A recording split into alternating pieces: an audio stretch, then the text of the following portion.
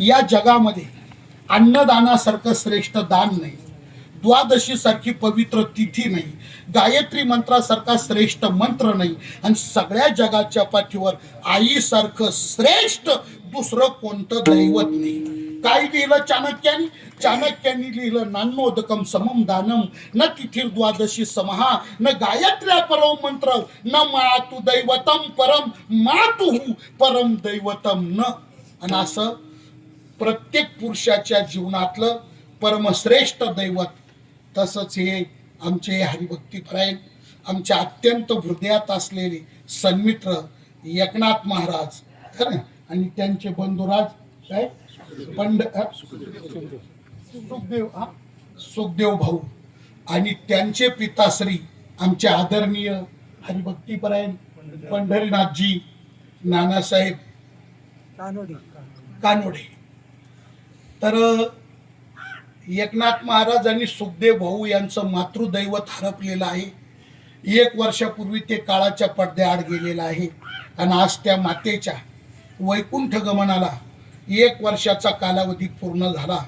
म्हणून पुण्यस्मरणाच्या निमित्ताने आपण सर्वजण या ठिकाणी एकत्र जमलेलो आहोत.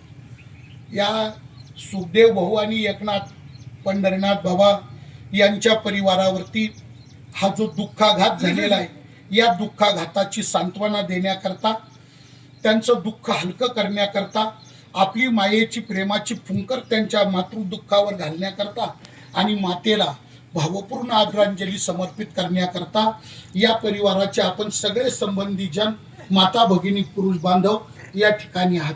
त्याचबरोबर संपूर्ण अकोला संगमनेर या 2 तालुक्यामध्ये वारकरी संप्रदायाचं सेवा कार्य करणारी सगळी ज्येष्ठ श्रेष्ठ कीर्तनकार, प्रवचनकार, रामायणकार, भागवताचार्य, गायनाचार्य, मृदुंगाचार्य अशी सगळी मंडळी त्या निमित्ताने आवर्जून या ठिकाणी उपस्थित आहे. कारण त्याचं असं आहे का सावरतोळ गावामध्ये जे अनेक कुटुंब आहे, त्या कुटुंबापैकी आमच्या पंढरीनाथ बाबाचं कुटुंब, एकनाथ भाऊ, सुखदेव भाऊ हे कुटुंब म्हणजे हे वारकरी कुटुंब, हाडाचं वारकरी कुटुंब. आणि योगायोग असा आहे का नेमकं फाट्याला खेटून घर आल्यामुळं जे नेटक आलं, नेटक आहे का, झोपेतून उठायची किसन महाराज काजळे मी यायचो, आम्ही कायम यायचो. आणि नामदेव महाराज आणि साक्षीदार त्याची, हा काव महाराज कधी पण यायचो. भाजीला काही नसायचं तर आमच्या कीर्तनाचे नारळ फोडायचे, त्या नारळाची चटणी बनवायची, कीर्तनाचे नारळ फोडायची, त्याची चटणी बनवायची आणि आईनी बाजरीच्या भाकरी थापायच्या, आणि मग आम्ही ती 4ला आणि 5ला खायचं आणि सकाळी 10 वाजेपर्यंत झोपायचं. सकाळी आईचा स्वयंपाक झाला का मग आईने आम्हाला उठवायचो, बरं काय झाला स्वयंपाक, मग मसोबा मळायचं आणि भेटायचं. खूप वर्ष आमचा इतका लाड केला महाराज या आईनी, इतका लाड केला. तुम्हाला अगदी सांगतो, अतिशोक्ती नाही बोलत, पण सख्या आईनी नाही दिलं एवढं प्रेम मला आणि काजळे महाराजांना लक्ष्मी आईनी दिलं एवढं प्रेम. हा मला खूप आनंद वाटला. एकनाथ बुवानी जेव्हा फोन केला तर आईचं वर्ष श्राद्ध येईल, तुमचं कीर्तन ठेवायचं. मी कृष्णा महाराजांना म्हटलं काही पाऊच नका, कुठलंही असलं तर कॅन्सल करा आणि लक्ष्मी आईच्या कीर्तनाची तारीख घेऊन टाका. का? कारण तिने आपल्यावर जीवनात जो उपकार केला आपण फेडू तर शकत नाही, उतराई तर होऊ शकत नाही, पण खारीचा वाटा म्हणून उत्तीर्ण होण्याची ही संधी आहे. काय असतं बघा, आम्ही वारकऱ्यांची प्रेममयी माता होती. एकनाथ महाराजांच्या निमित्ताने अनेक अण्णाभाऊ एकनाथ महाराज अनेक कीर्तनकार आले का त्यांचा मुक्काम, त्यांची आंघोळ, त्यांची जेवण. काय मी एकनाथ बुवांचं घर म्हणजे कीर्तनकाराचं जाणूसाच आहे तो, आहे की नाही. सप्तारायच्या गावात, पण इथूनच सगळं जेवण खावण करून मग गावामध्ये जायचं. अशा वारकऱ्यावर आत्यंतिक प्रेम असणाऱ्या लक्ष्मी आईचं हे प्रथम पुण्यस्मरण आहे.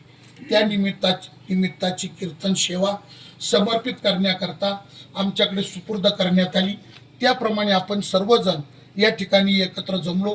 या प्रसंगाला अनुरूप म्हणून महाराजांच्या अभंगाचा मी माझ्या अल्पबुद्धीप्रमाणे अल्पसा विचार करण्याचा प्रयत्न केला. आता बरीच सारी मंडळी आहे.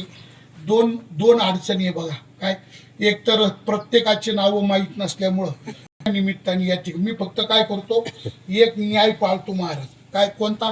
हत्ती के पाव मी सबके पाव, आहे का?